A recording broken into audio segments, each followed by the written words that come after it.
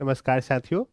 आज के इस वीडियो में हम लोग देखने वाले हैं भारतीय राष्ट्रीय आंदोलन के गर्मपंथी चरण को।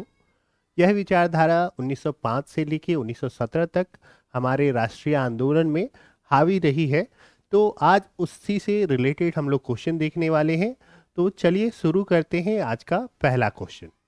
भारतीय राष्ट्रीय आंदोलन के 1905 से 1917 की अवधि को कहा जाता है ना। तो 1905 से 1917 की अवधि को कहा जाता है उग्रवादी चरण या उग्रवादी विचारधारा। ऑप्शन बी जो है हमारा राइट आंसर है। नेक्स्ट क्वेश्चन है हमारा, लॉर्ड कर्जन के शासनकाल का सबसे मूर्खतापूर्ण कार्य जिसने उग्र राष्ट्रीयता को जन्म दिया क्या था, है ना। तो लॉर्ड कर्जन बहुत ही फेमस क्वेश्चन है ये। लॉर्ड कर्जन ने क्या किया था, बंगाल का विभाजन किया था और इसी के परिणाम स्वरूप क्या हुआ कि उग्र राष्ट्रीयता जो है वो जन्म ली। अगला क्वेश्चन है, निम्नलिखित में कौन सा साधन उग्रवादियों से संबंधित नहीं है ना। तो इसका जो ऑप्शन है वो है ऑप्शन ए जो है राइट आंसर है, स्वदेशी आंदोलन। ठीक है, ये जो है वो उग्रवादियों से संबंधित नहीं है। नेक्स्ट क्वेश्चन है, भारत में उग्र राष्ट्रीयता के जन्मदाता तथा निर्भयता से राष्ट्र की वेदना को प्रकट करने वाले प्रथम भारतीय थे। तो इसका जो राइट आंसर है वो है बाल गंगाधर तिलक। ठीक है, चलिए नेक्स्ट क्वेश्चन देख लेते हैं। अगला क्वेश्चन है, भारतीय राष्ट्रीय कांग्रेस की सबसे पहली महिला अध्यक्ष कौन थी। तो सबसे पहली महिला अध्यक्ष थी वो एनी बेसेंट थी। ठीक है, और अगर ऐसा पूछ लिया जाए कि भारतीय राष्ट्रीय कांग्रेस की सबसे पहली भारतीय महिला अध्यक्ष कौन थी, तो उसका आंसर जो है वो सरोजनी नायडू हो जाएगा। वर्ष 1905 के बंगाल विभाजन के समय वायसराय कौन था। तो अभी हम लोग यही लगातार देख रहे हैं, लॉर्ड कर्जन के समय ये विभाजन हुआ था। नेक्स्ट क्वेश्चन है, गदर पार्टी के एक प्रमुख नेता थे। तो गदर पार्टी की स्थापना 1913 में लाला हरदयाल ने की थी। तो इसके प्रमुख नेता कौन हुए, वो है लाला हरदयाल। निम्नलिखित में से किसने गाड़ी पर यह मानकर बम फेंका था कि उसमें मुजफ्फरपुर के न्यायाधीश किंग्सफोर्ड बैठे थे। तो ये काम किया गया था खुदीराम बोस और प्रफुल्ल चाकी के द्वारा। कब किया गया था, तो ये 1908 में किया गया था। ठीक है दोस्तों, चलिए आगे बढ़ते हैं, फटाफट क्वेश्चन देख लेते हैं। स्वराज मेरा जन्मसिद्ध अधिकार है और उसे मैं लेकर रहूंगा, ये किसने कहा। तो ये बहुत ही फेमस स्टेटमेंट है बाल गंगाधर तिलक का। नेक्स्ट क्वेश्चन देख लेते हैं, मार्ले मिंटो रिफॉर्म्स को किस वर्ष प्रस्तुत किया गया था। तो मार्ले मिंटो सुधार जो है वो आया था 1909 में। अगला क्वेश्चन देखते हैं, भारतीय परिषद अधिनियम 1909 का सर्वग्राह्य नाम है। इसको हम लोग मार्ले मिंटो सुधार नाम से जानते हैं, भारत परिषद अधिनियम 1909 को। नेक्स्ट क्वेश्चन है,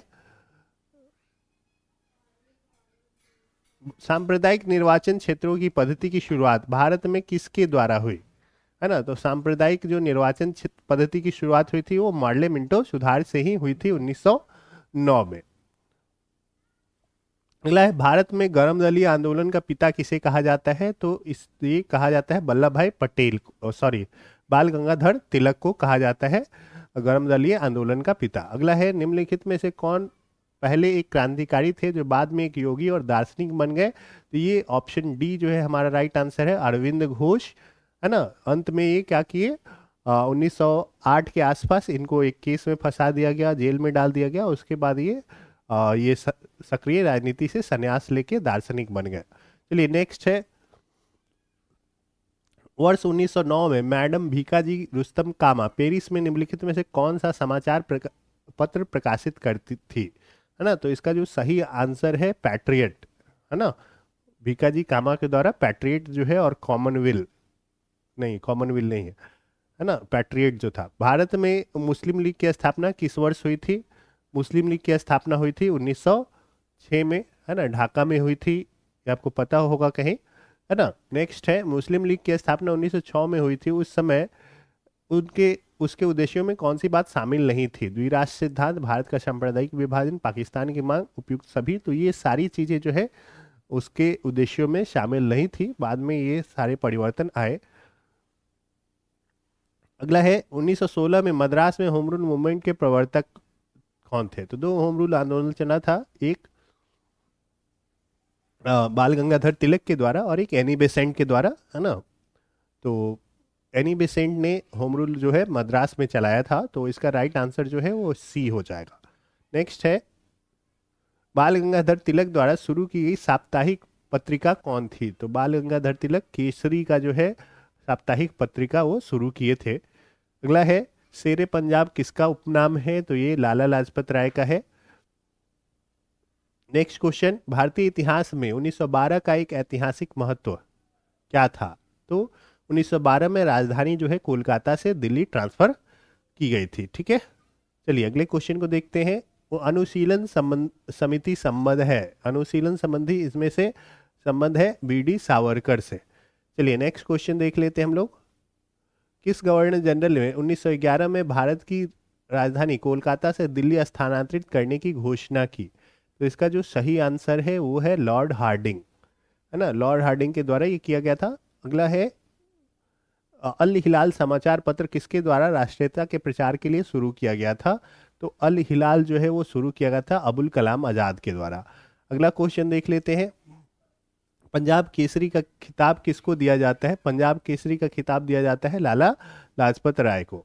अगला क्वेश्चन है, भारतीय राष्ट्रीय कांग्रेस का प्रथम विभाजन कब हुआ? तो ये आपको पता है सूरत में हुआ था 1907 ईस्वी में। नरमपंथी और गरमपंथी अलग हो गए थे। मुस्लिम लीग की स्थापना का श्रेय जाता है, तो ये नवाब थे ढाका में सलीमुल्ला, उन्हीं को जाता है ये मुस्लिम लीग की स्थापना का श्रेय। अगला है, महाराष्ट्र में गणपति उत्सव आरंभ करने का श्रेय किसको प्राप्त है? तो ये है बाल गंगाधर तिलक को। नेक्स्ट क्वेश्चन देख लेते हैं, स्वदेशी आंदोलन शुरू किया गया था बंगाल विभाजन के विरोध के रूप में, भारतीय माल के उपभोग को प्रोत्साहित करने के लिए, जलियांवाला बाग में भारतीयों की हत्या के विरोध में, भारत में एक उत्तरदायी सरकार बना सकने में ब्रिटिश सरकार की असफलता के कारण। तो इसका राइट आंसर है वो है बंगाल विभाजन के विरोध के रूप में। अगला है, बंगाल विभाजन के विरुद्ध विद्रोह का नेतृत्व किसने किया? तो इसका जो आंसर है वो सही आंसर है वो सुरेंद्रनाथ बैनर्जी ने किया था विद्रोह का नेतृत्व। ठीक है, ऑप्शन ए जो है हमारा राइट आंसर है। तो